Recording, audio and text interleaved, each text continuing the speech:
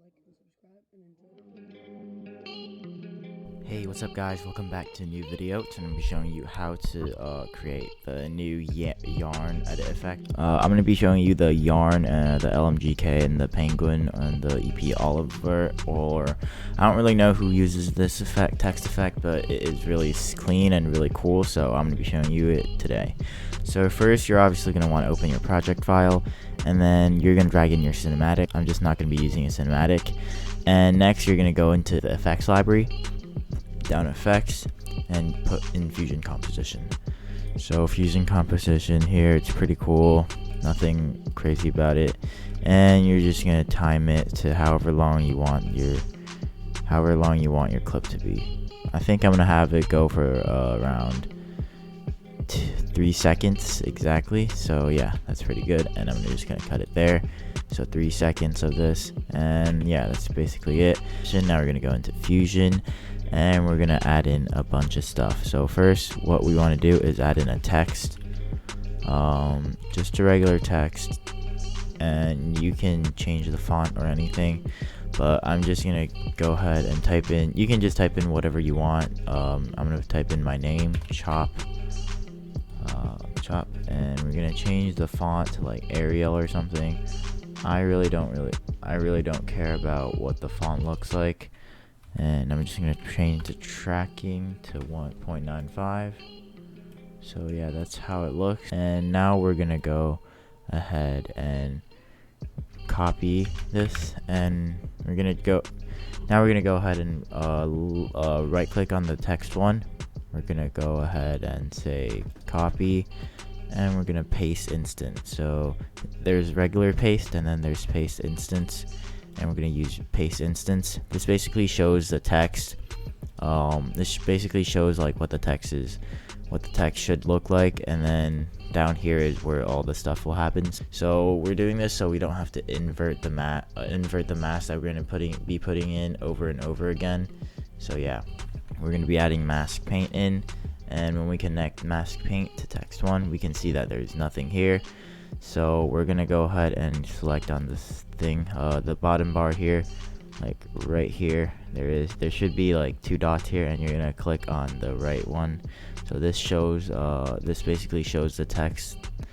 This basically shows that the text is here, and this, we're just looking at like the text without the mask on it. So what the mask does is what this mask is gonna do is we're gonna be hiding like some of these, and we're gonna be like kind of just painting over them with nothing. That's like the simplest way you can explain it, but you don't really need to understand this because this is pretty simple anyways. So what we're gonna do is we're gonna select mask paint, we'll make sure on the tab, and up here there should be a bunch of options, and we're going to select this curvy S thing. And what we're going to do is we're going to zoom in, and we're just going to go ahead and trace your letter, and you want this to be pretty perfect. You don't want to have like terrible handwriting for this. You want it to actually resemble your letter. So we're just going to go ahead and move around so that it's pretty perfect, and that's pretty good. And for this letter, we're done, and now we're gonna go ahead and go in and add mask paint again. So this is going to be the second one. We're gonna do the same thing. We're gonna select the S thing, and then we're gonna just go ahead and H. And there we go. So that's a pretty good H. I think we're gonna go ahead and another part here. So yeah, that looks pretty good. So now we're gonna go ahead and another mask paint, and we're just gonna continue until we have everything done. Every single letter done. If you have more letters in your name, then it'll obviously take longer, but for me it's like 4 letters, so it's pretty simple. And the fourth one, go ahead again.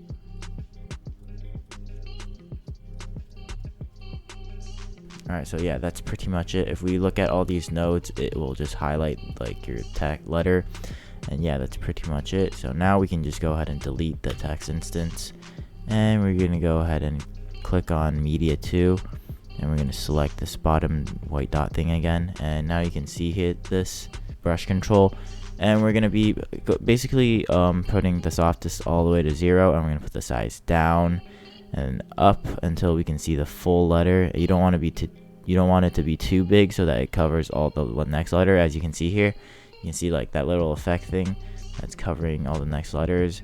So what we're gonna do is just gonna make the size big enough so that it completely covers your letter and looks like your font, but you don't want it to be too big so that it goes to the next letter as well. So we're gonna do this for all of them. So we're just gonna go ahead and put softness to 0 and then put the size up big enough so that it does not cover the next text. So yeah, that's pretty much it.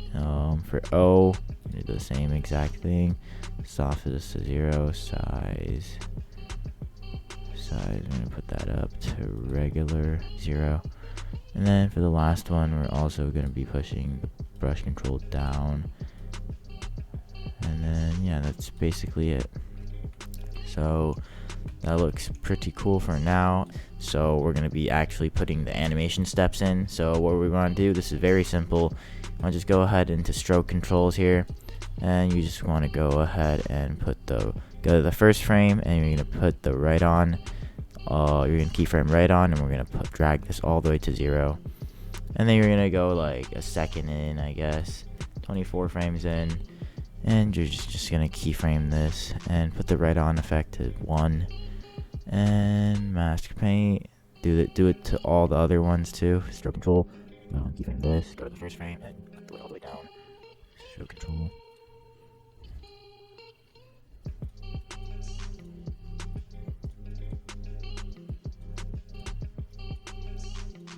So yeah, this is basically what it will look like. It'll just like mask on everything. So you can see here that the mask for O is a little too big, and it is covering the H already. So you can see this thing here that doesn't look too good, and everything else looks pretty fine. So what we're gonna just do is we're gonna go to the O, and we're gonna go ahead and put the size down a tad bit.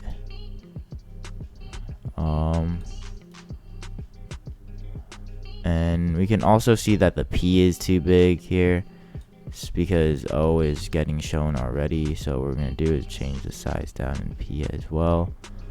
And we're just going to go to the last frame. Make sure everything looks perfectly fine when we're on the last frame, and it shows up the chop. And yeah, that's pretty cool. There we go. This is the basic right-on effect, but I'm going to be showing you some other cool tricks.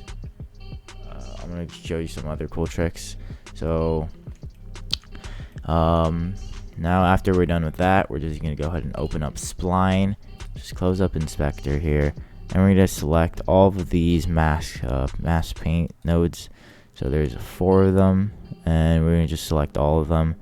And you can see this line here. We're just going to highlight it, and we are going to be accidentally like touching on the purple frame, but it is fine. So yeah, we're just going to highlight. So what we're just going to do is highlight everything here, like all the keyframes here. We're going to press S, and yeah, that's pretty much it. I don't really want to mess with this too much because this looks fine, in my opinion. So yeah, just pretty cool, clean right-on effects. So yeah, that's basically it for this part. So next, we're gonna be disconnecting me text 1 and media out, and we're gonna be adding a background. A background is basically like an extra layer. It's pretty simple. It's in like an extra layer, so we can do like the same thing over and over again. So what we're gonna do is we're gonna add in a text 1, we're gonna add in a background, and we're gonna add in a merge. And we're just gonna go ahead and drag that down here. That should not be like that. So you're gonna just want to drag the yellow. It's gonna drag down to the yellow, and the media merge should go into media 1. And you can see the text here is black because the background layer is black. But we're gonna go ahead and finish setting up all the rest of the nodes before we change anything. So we're gonna add another background. Oh, God, this is annoying. So background, and just drag in that, and then we're going to drag in a merge as well, and we're going to put in the merge inside of here. So this is literally how it should look like. So just keep on following my steps. It's pretty hard to explain everything here, but yeah, everything just should look like this. We're going to add another background.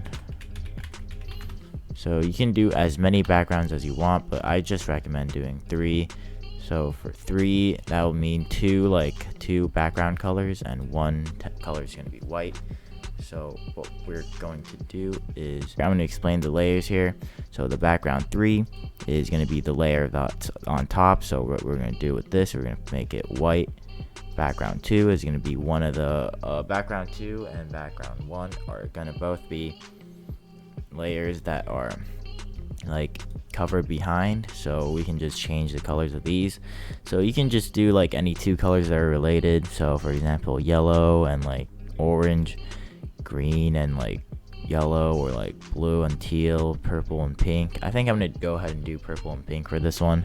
So what we're gonna do is just gonna go ahead and go to the color wheel and select a purple or a pink color here, and we're gonna go to background 1, and we're also gonna be selecting like a more of a purplish color here. So yeah, purple, and then we got pink here, and then we got regular white for this. So now if we play it back, we can see that it's still literally just a white background, because that is because like all the layers are literally completely covered behind the white layer, so we can't see it. We can't see them whatsoever. So what we're gonna do is add a timer delay so that we can see like the yellow part come out. Like we can see the purple part come out first, and then the pink, and then the white at the end. So just gonna go add a timer, time speed. So the node is called time speed, and we're gonna add in 2 of these into the background 2 and background 3 here. So for time speed 2, we're just gonna go ahead and put the delay to 5. So I'm not really sure what 5 means, but 5 just is what works for me. And we're gonna be putting 10 for this. And you can see that the text is working pretty well. There we go. That looks pretty good. You see,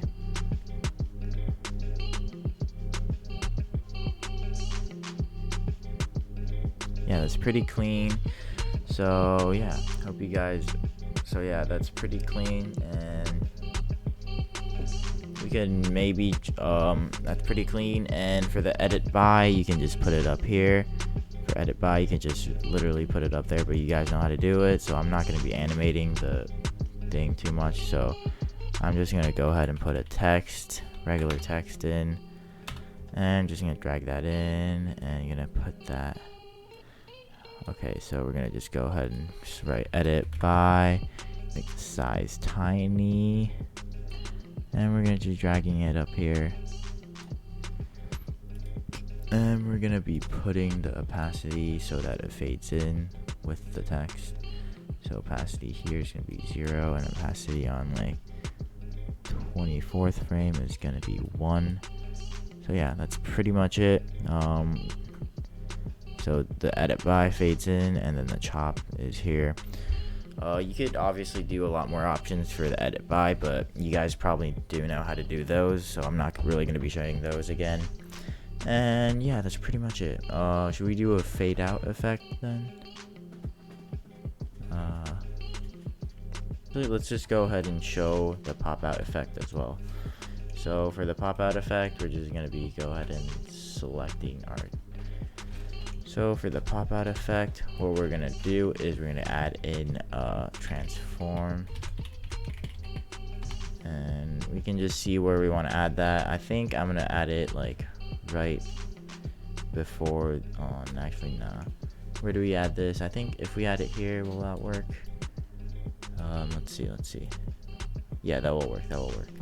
So let's just add a transform in here, in between these two. The placement here is very important. You want to place it like before the merge, before this merge, and after like this merge 3. You want to place it right in the middle of here. And what we're going to do is we're just going to go ahead and keyframe it so that at the end it just pops out. So for like 10 frames, I guess. So yeah, what we're going to do is just go ahead and keyframe size here, and then make the size like absolutely massive for the last part. So we're just going to put it the size to around like, I don't even know, how big can I put the size? Yeah, that's way too big. So we're just going to put it to like 20. Would that work? No, it's still way too big. 10. yeah, that looks pretty good. So what we're gonna do is just go ahead and turn on motion blur as well, put the quality all the way to 10, go to spline, and we're just gonna go ahead and deselect everything here, and we're gonna be alright. So now we only have the transform here. So now we only have this transform node here, and we can just go ahead and see that it like goes all the way up and it makes it really big for the end. So let's just go ahead and select all this and press spline, and we want to make it exponential, so we're going to drag this out and drag this to the bottom so that it just goes slow, and then it increases speed really quickly with motion blur, and it should look pretty good. Yeah, that's pretty much it. I hope you guys enjoyed this video. This video might have been longer. I kind of just like messed around a little and added like a few extra effects that I didn't really need to add, but yeah, that's pretty much it. So I hope you guys enjoyed this video, and peace out, guys.